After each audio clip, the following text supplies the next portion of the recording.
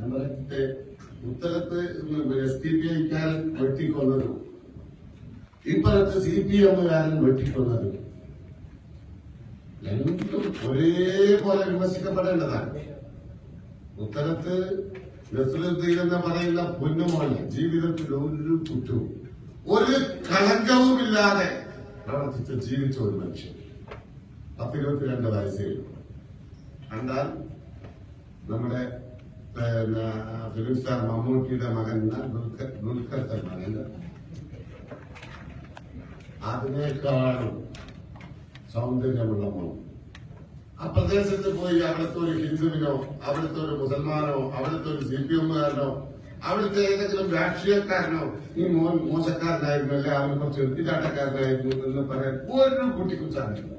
എല്ലാ ആളുകൾക്കും നല്ലൊരു മോനായിരുന്നു, എല്ലാം അനുസരിക്കുന്ന, എല്ലാത്തോടും സഹകരിക്കുന്ന, എല്ലാവർക്കും ഉപകാരം ചെയ്യുന്ന ഒരു നല്ല മോൻ എന്ന് മാത്രമേ പറയുന്നുണ്ടായിരുന്നു. എന്തിനാ നസ്രുദ്ദീനെ വെട്ടിക്കൊന്നത്? നസ്രുദ്ദീൻ തിരിച്ചില്ല അവർ എടുക്കാൻ പോകുന്നു.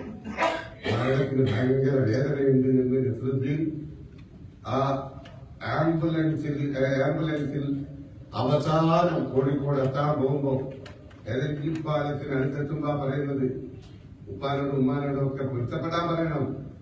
മരണത്തിന് ഭയങ്കര വേദനയാണ് എന്ന് പറഞ്ഞ പൊന്നു മോൻ മരിച്ചു പോയത് എന്തിനു പറ്റിയ SDPI-ക്കാരൻ എന്ന് പറയുന്ന കാപാലികർ എന്തിനു പറ്റിക്കൊന്നു അവരെ നിങ്ങൾ ചിന്തിക്കണം. ഒരെ കൊല്ലണ്ടേ? ആ കൊന്നലെ കൊല്ലണ്ടേ? അസ്ലമിന്റെ കാപാലികരെ മാത്രം കൊന്നാൽ മതിയോ? ഇങ്ങനെയും കൊല്ലണ്ടേ? ആദ്യം കൊല്ലേണ്ടതാര്യ? എന്താ SDPI-ക്കാരനെ കൊല്ലാൻ മുസ്ലിം ലീഗിന്റെ പ്രവർത്തകന്മാർക്ക് എന്തോ വിഷമമുണ്ടായിട്ട? എന്തോ വിഷമമുണ്ടാവും? കുഴപ്പമില്ല.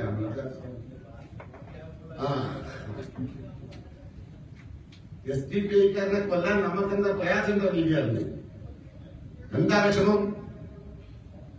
ഒരു വിഷമമില്ല. പക്ഷേ നാട്ടിൽ സമാധാനം വേണം. അതുകൊണ്ടാണ് കൊല്ലാറില്ല. നാട്ടിൽ സമാധാനം വേണം. രാജ്യം കലുഷിതമായി, നാട്ടിലെ സമാധാനം തകർന്ന് അനിശ്ചിതാവസ്ഥയുണ്ടായി, ബഹളമയമായ ഒരു അന്തരീക്ഷത്തിലേക്ക് നാട് പോകരുത്. അതുകൊണ്ടാണ് SDPI-ക്കാരനെ കൊല്ലാണ്ടിരുന്നത്. അല്ലാണ്ട് പകരം കൊല്ലാൻ മുസ്ലിം ലീഗിന് ശക്തി ഉണ്ടാകാതെ പോയിട്ടല്ല. നിങ്ങൾ മനസ്സിലാക്കുന്നത്.